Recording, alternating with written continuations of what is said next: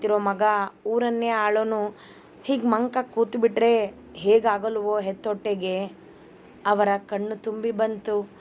ನಿಂಗಮ್ಮಜ್ಜಿಯ ಕಣ್ಣಿಂದ ನೀರು ಸುರಿಯುತ್ತಲೇ ಇತ್ತು.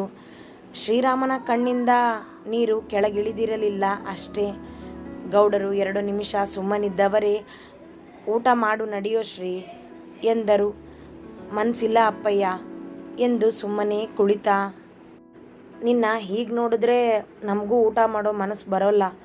ನಾನು ಊಟ ಮಾಡೋಲ್ಲ ಬಿಡು ಎಂದರು ಮುಖ ತಿರುಗಿಸಿ.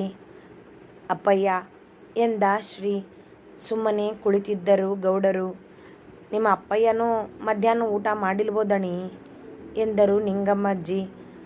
ಅಜ್ಜಿ ನನಗೆ ಇಲ್ಲೇ ಊಟಕ್ಕೆ ಹಾಕ್ಕೊಂಡು ಬಾ ಹೋಗು ಎಂದ ತಕ್ಷಣ ಕಣ್ಣೊರೆಸಿ ಮುಗುಳ್ನಗುತ್ತಾ ಕೆಳ ನಡೆದರು ಅಜ್ಜಿ.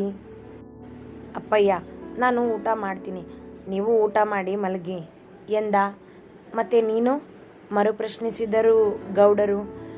ನಾನು ಊಟ ಮಾಡಿ ಮಲಗ್ತೀನಿ ಅಪ್ಪಯ್ಯ.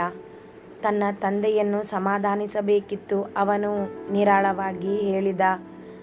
ಸರಿನೋ ಎನ್ನುತ್ತಾ ಕೆಳ ನಡೆದ ಗೌಡರಿಗೆ ಮನಸ್ಸಿನಲ್ಲಿನ ಗೊಂದಲಗಳು ಬಗೆಹರಿದಿರಲಿಲ್ಲ. ಇನ್ನು ತನ್ನನ್ನು ತಾನೇ ಸಂಭಾಳಿಸಿಕೊಳ್ಳುವನೇನೋ ಎಂದು ಯೋಚಿಸಿದ್ದರಷ್ಟೇ.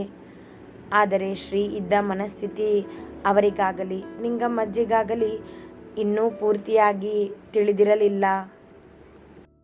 ಗೌಡರು ಕೆಳಗೆ ನಡೆದರೆ ಶ್ರೀರಾಮನಿಗೆಂದು ಊಟ ಹಾಕಿದ ತಟ್ಟೆ ಹಿಡಿದು ಮೇಲೆ ಬಂದರು ನಿಂಗಮ್ಮಜ್ಜಿ.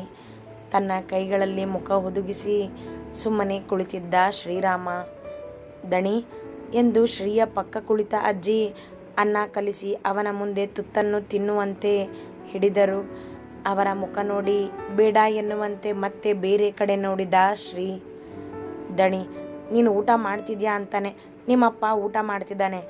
ಈಗ ನೀನು ಊಟ ಮಾಡಿಲ್ಲ ಅಂತ ಗೊತ್ತಾದರೆ ಅವನು ಮಾಡೋಲ್ಲ ಎಂದರು. ಅಜ್ಜಿಯ ಮಾತಿಗೆ 4 ತುತ್ತು ತಿಂದು ಸಾಕೆಂದು ಬಿಟ್ಟ.